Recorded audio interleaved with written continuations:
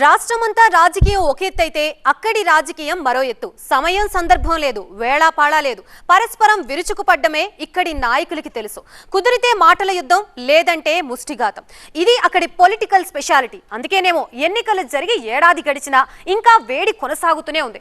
ఇటీవలే ఇద్దరు అధికార పార్టీ కార్యకర్తల అనుమానాస్పద మృతి మరింత అగ్గిరాజేసింది. ఇంతకీ ఆ పొలిటికల్ నిప్పురవ్వలు ఎక్కడ ఎగిసిపడుతున్నాయి, ఎందుకు ఎగిసిపడుతున్నాయి? పల్నాడు జిల్లాలో రాజకీయ హత్యలు కలకలం రేపుతున్నాయి. అధికార పార్టీకి చెందిన ఇద్దరి కార్యకర్తల మృతితో పాత పగలు కంటిన్యూ అవుతున్నాయనే అనుమానం కలుగుతోంది. కొత్త పగలు పుట్టుకొచ్చాయనే ప్రచారమూ జరుగుతోంది. ఈ అనుమానాలు, సందేహాల మధ్య పాలకపక్షాల మధ్య మాటల యుద్ధం మొదలైంది. అది అంతకంతకో ముదరడమే తప్ప తగ్గే సూచనలు కనిపించడం లేదు. ఫ్యాక్షన్ను పెంచి పోషిస్తున్నారని అధికార పార్టీ ఆరోపిస్తుంటే, హత్యా రాజకీయాలను ప్రోత్సహిస్తున్నారంటూ విపక్షం కౌంటర్ ఇస్తోంది. మరోసారి పాత రోజులు కళ్ల ముందు కనిపిస్తుండటంతో క్షేత్రస్థాయి పరిస్థితులు ఉద్రిక్తంగా మారిపోయాయి. నాయకులు సవాళ్లు విసురుకుంటున్నారు సరే, ఆ దెబ్బకు ఇరు పార్టీల కార్యకర్తలు బిక్కుబిక్కుమంటూ కాలం వెళ్లదీస్తున్నారు. అసలే మాచర్ల రాజకీయం మసాలా లేకుండానే ఘాటుగా ఉంటుంది. దశాబ్దాలుగా వర్గపోరు, ఫ్యాక్షన్ పోరు ఇక్కడి రాజకీయాన్ని అతలకుతలం చేస్తున్నాయి.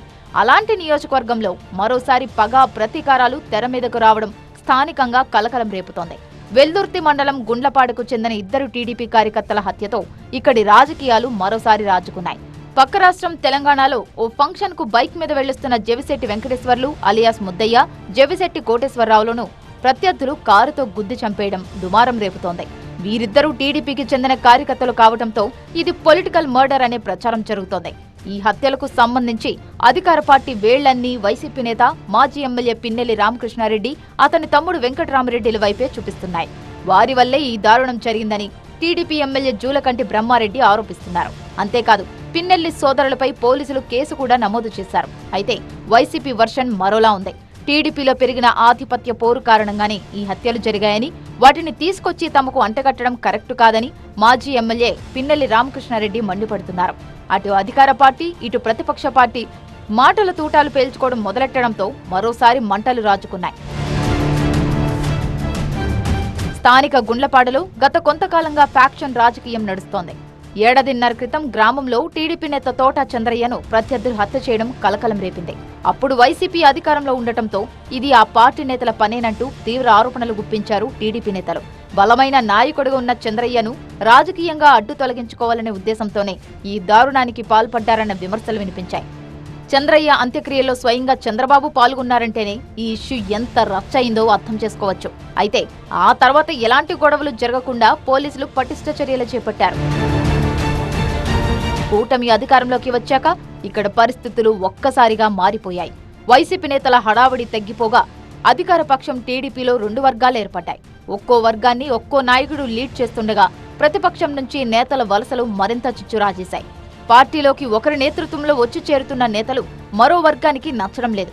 దీంతో స్థానిక టీడీపీ నేతల్లో విభేదాలు తీవ్ర స్థాయిలో పెరిగిపోయాయి. వైసీపీ నేతలు టీడీపీలోకి రావడాన్ని ఓ వర్గం వ్యతిరేకిస్తే, పార్టీలోని మరో వర్గం ఆహ్వానిస్తోంది. దీంతో పొరపక్షాలు మరింత పెరుగుతున్నాయి.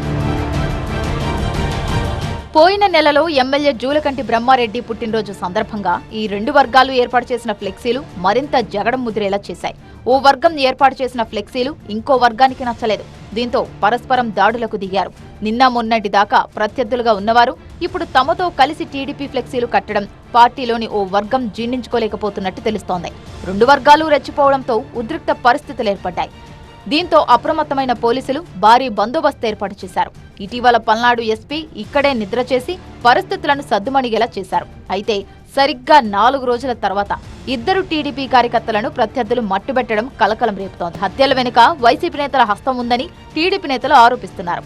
కీలక నేతలు తమ వైపు వచ్చేస్తుండటంతో తట్టుకోలేక వైసీపీ నేతలు ఈ దారుణానికి పాల్పడుతున్నారని అధికార పక్షం నాయకులు చెబుతున్నారు.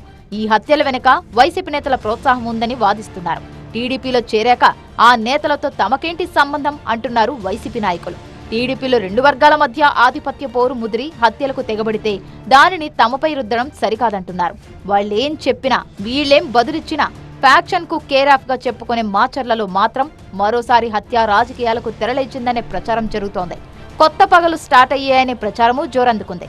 ఇది ఇలాగే కంటిన్యూ అవుతుందా, లేక ప్రభుత్వం కంట్రోల్ చేస్తుందా అన్నదే ఇప్పుడు ఆసక్తి రేపుతోంది.